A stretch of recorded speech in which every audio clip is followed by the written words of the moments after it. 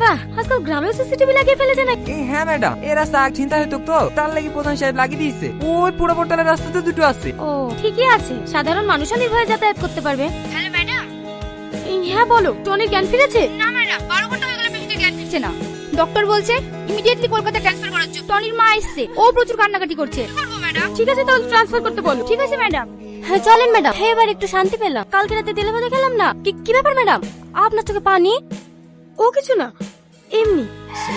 মতিন, মতিন, কি হলো ভাই? কি ব্যাপার? পুলিশ কিছু হয়েছে নাকি? সব পরে বলছি। সেই ব্যাংকের লোকগুলো এসেছিল কি তাইবো? হ্যাঁ এসেছিল তো, এই তো 5 মিনিট হলো বেরিয়ে গেল। হ্যাঁ চলে গেছে। হ্যাঁ ম্যাডাম, আমার আঙুলের ছাপ থেকে একটা ফোন করলো, রাগামাগি করে কম্পিউটার সব গুছিয়ে চলে গেল। 4 ডিম সিদ্ধ হয়ে গেছে, এত করে বললো তা কিছু খেয়ে গেল না। বুঝতে পারছেন ম্যাডাম, আমরা যেখানে আসছি ওরা আগে থেকেই খবর পেয়ে গেছে। হ্যাঁ স্যার, ওদের ভিতরে একটা চশমা পরা ছেলে ছিল, ওই ছেলেটা বলছিল পুলিশ আসছে তাড়াতাড়ি পালা। রাজীব তাড়াতাড়ি গাড়ি স্টার্ট করো, ওরা ওখানে বেশি তো যেতে পারেনি। ম্যাডাম, চাচাকে অ্যারেস্ট করবেন না? আরে তুমি একটা সিম্পল জিনিস বুঝতে পারছো না, এরা অপরাধী না, এদের আইডি নিয়ে অন্য কেউ ক্রাইম করছে। আর শুধু আমাদের ডিপার্টমেন্ট না, ব্যাংক থেকে শুরু করে যত সরকারি দপ্তর আছে সবাই এর সঙ্গে জড়িত। আমরা ফালতু বলতে এদের পিছনে তাড়াতাড়ি ব্যাংকের লোককে ধরতে পারলে এই স্ক্যামের মাস্টারমাইন্ডকে আমরা ফাঁসি দড়িতে ঝোলাতে পারবো।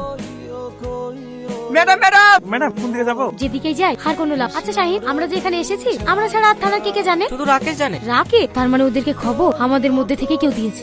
হ্যাঁ ঠিক বলেছেন ম্যাডাম, আমাদের মধ্যে থেকে কেউ ইনফরমেশন লিক করেছে, না হলে ওরা খবর পাবে কি করে? হ্যাঁ কিন্তু আর বেশি দিন লুকিয়ে থাকতে পারবে। চলো। চোখ খোলো না টনি, একবার চোখ খোলো। অনেক রাগ হয়েছে না আমার উপর?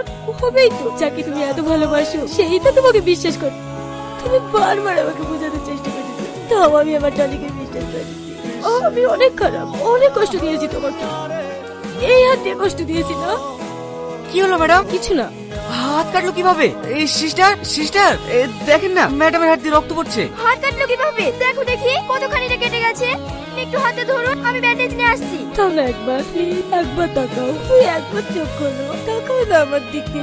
ম্যাডাম, রানীনগর থেকে একটা লোক আপনার সঙ্গে দেখা করতে এসেছে। রানীনগর থেকে? হ্যাঁ ম্যাডাম, এত করে সবাই জিজ্ঞাসা করলো, কাউকে কিছু বললো, শুধু বলছে ম্যাডামকে বলবো। আচ্ছা ঠিক আছে, পাঠিয়ে দাও। এই লিস্টগুলো সাইনকে করে রাখতে বলবে, আগামীকাল কোর্টে পাঠাতে হবে। ঠিক আছে ম্যাডাম। আসবো ম্যাডাম। আরে রাজু তুমি এসে এসে বসো, বলো। শুধু আপনাকেই বুঝবো। সাথী এবার বলো। সেদিন আপনারা আমাদের গ্রামে গিয়েছিলেন না, আমাকে আতরের ছাগল নিতে বললেন। হ্যাঁ ওই ছাগলটার ভিতরে একটা ছাগল ওই পাটের জমির মধ্যে ঢুকে পড়েছিল। আমি ছাগলের সাথে খুঁজতে গিয়ে দেখি আমি অসময়ে যাওয়ার নাম করে মাঠে এসে আপনার সাথে কথা বলছি। আপনি ব্যাংকের লোকে ফোন করে তাড়াতাড়ি পালিয়ে যেতে বলেন, নাহলে আপনি ধরা পড়ে যাবেন। বস আমাকে একটু দেখবেন। Thank you boss. ওদেরকে দাঁড়িয়ে দিয়ে আমাকে একবার ফোন করুন, তারপর আমি এখান থেকে যাবো। আপনার ডিপার্টমেন্টের লোকই এই সমস্ত খবরগুলি পাচার করে। তার মানে সাথী?